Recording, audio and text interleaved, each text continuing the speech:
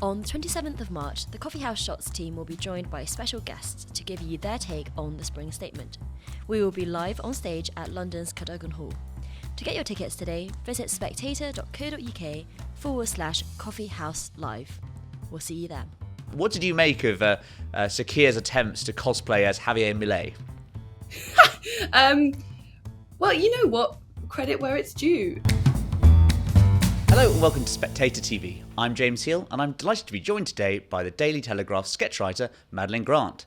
Now, yesterday it was Keir Starmer's big speech, billed by some as a big intervention, but it was him talking about public sector reform. And Maddie, you had the delight of sketching this occasion.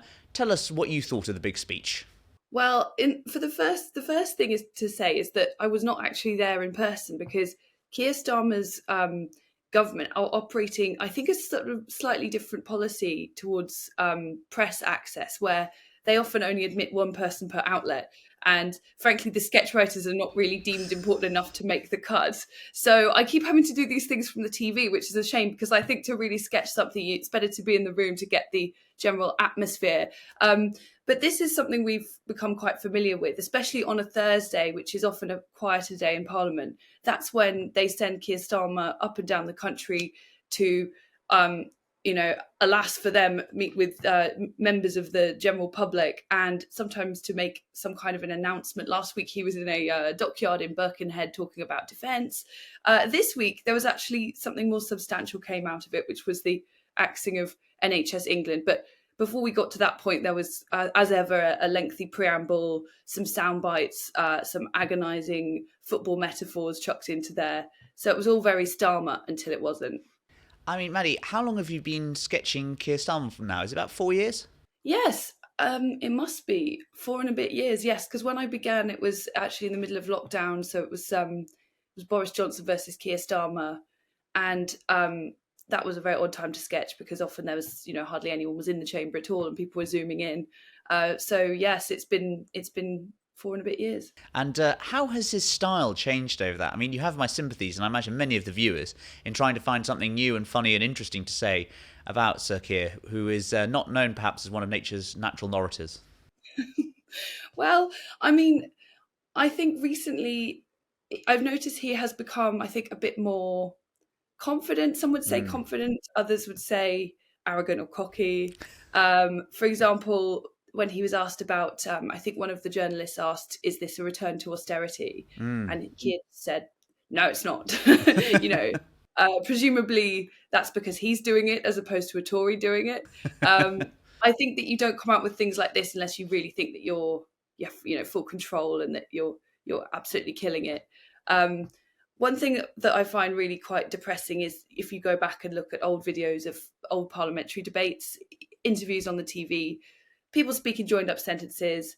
They might mention football. I don't know. I can't remember people mentioning football 30, 40 years ago, but it's not the only thing that they seem to ever mention. Literally the only reference they have, the only hinterland that they have is to do with football. You kind of half wonder, is this because he genuinely is only interested in football and destroying the country? Or is it that he's has someone told him that this does well in focus groups? Like people love it when you mention football, Keir. It makes you a man of the people. Just keep doing it. Well, I think you've been pointing out actually online, Maddie, about how there was a point, I think, towards the election last year where Keir Starmer almost seemed this void where he was unable to say if he had a favourite book, what his favourite book was. And so football was almost like the only thing, like he likes a pint and football. And it was a sort of creature allegedly sort of invented by Morgan McSweeney and the bright stars of Labour Together, as it were, because it did seem at points he seemed unable to talk about anything other than football, wasn't it? Yes. And the odd thing is that he actually does truly love football. But even so, when he talks about football, that too sounds robotic. I'm reminded of one of my favourite Simpsons episodes, which is when the two aliens, Kang and Kodos, adopt the disguises of Bob Dole and Bill Clinton for the, I guess that would have been the... 96. You'll know, is that the 1994? 96. It was 96 Bob Dole. Thank you, James. I knew you would know. That they're trying to give political sound bites, but obviously they're aliens. So they say things like, I am looking forward to a free and fair election instead of a bloodbath. And I get a bit of that with Keir talking about football. It sounds like a droid talking about football, I'm afraid. And tell me about your favourite sketches over the time. I mean, you've been sent, obviously most of the time you're in Parliament, but you've been sent various places. I wonder what one of the most memorable occasions you've had to cover. Alas, I was actually not able to get outside for Rishi Sunak in the main announcing the general election. I made it to the number 10 security booth, and then there were a whole bunch of us that just missed the cut, and then they shut the doors and we couldn't go in. So that was a pity. But although I think I would have died of like secondhand cringe if I had been there, it might have been. I found the general election campaign, it was the first one that I had done, really fascinating. Getting sent all over the country to different sorts of events. I absolutely loved going to the Green Party launch in Bristol. It was in a very, very leafy, beautiful area of Bristol, and the assortment of assembled Green Party members were just amazing. It was absolutely everything you could want from the Green Party manifesto launch. And then I had to go to a field, was it an airbase or something in Devon, to watch Rishi Sunak giving a really awkward speech in front of all this heavy machinery. That they absolutely love any kind of backdrop, especially if they think it kind of fits in with their general goals. I've noticed Starmer has started doing this a lot more. He'll be like, today I'm here to talk about defence, and it will be like a dockyard, and he'll always have his sleeves rolled up to show that he's like ready for business. I mean, I think it looks like he's about to do the dishes, but Was it Still It Bang, you said, was the headline on your Telegraph piece? Yes, because of the dishes, yeah. He just made me think of that chap, Barry Scott. Do you remember him? Hi, I'm Scott. I don't know why, it just made me think of that.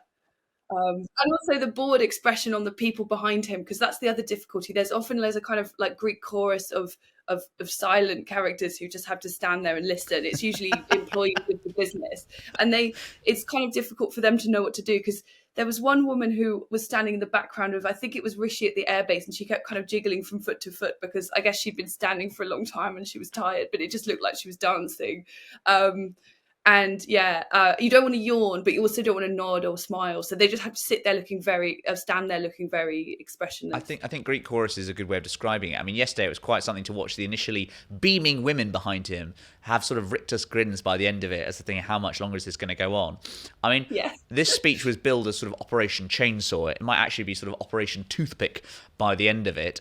What did you make of Sir Keir's attempts to cosplay as Javier Milei? Well, you know what? Credit where it's due. It was a pointless layer of bureaucracy, and it must be really quite humiliating for Conservatives to look at this and see the Labour government that they detest doing some of the things that they tried or promised and it never materialised over the years. Do I think that Keir Starmer is a natural Javier Milei? Do I think he's going to Afuera, the Women Equalities Department or whatever? No. I don't think that's why he and his cabinet have come into politics. I think that there has clearly been a change of direction, and one that is going better for them. I mean, I just think though you have to look at the accompanying direction of travel. This is a government that has also managed to establish, I think, sort of 27, I think is the number of task forces, quangos, arm's length bodies, and there are some really funny ones. I love the Regulatory Innovation Office. It's like the one that regulates the regulators who regulate innovation. And the Office for Value for Money is hilarious too, because we already have we have the National Audit Office that already does a similar-ish thing, you'd think. So what's the point? But it's a good start, and this was the single biggest quango, so that is credit where it's due. And Maddie, I just think as a final question, if you were to go from poacher to gamekeeper, what advice would you give Keir Starmer in how he can improve his speeches and make them even better sketches in the papers the next day? Okay, so I'm now his advisor, am I? Yes, that's correct, yeah. Okay, I'm Morgan McSween, and I'm telling him how he could make it funnier for us to sketch. Funnier or better, or just more watchable, shall we say? Better. Well, to be honest, I really enjoy sketching Keir Starmer because I disagree with probably 98% of what he's doing. I find that there's something about his voice that kind of shatters my soul. me, I find there's a kind of rich seam of contempt that I can tap into for sketching him. So for me, he's already the perfect target. It's much harder to sketch people who, you know, you sort of half agree with them. A sketch is where you agree with them are no fun at all.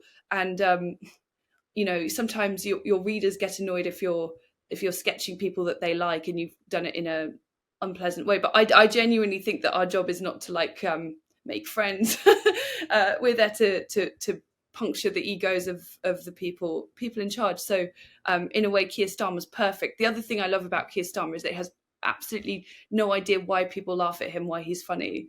So when he said he got so angry during the general election campaign because the audience laughed at "My father was a toolmaker," and he's like, "My father would have been disgusted if he heard this." And it's like, no, they weren't laughing at your father, they were laughing at you because you just keep saying the same thing over and again, which is inherently funny.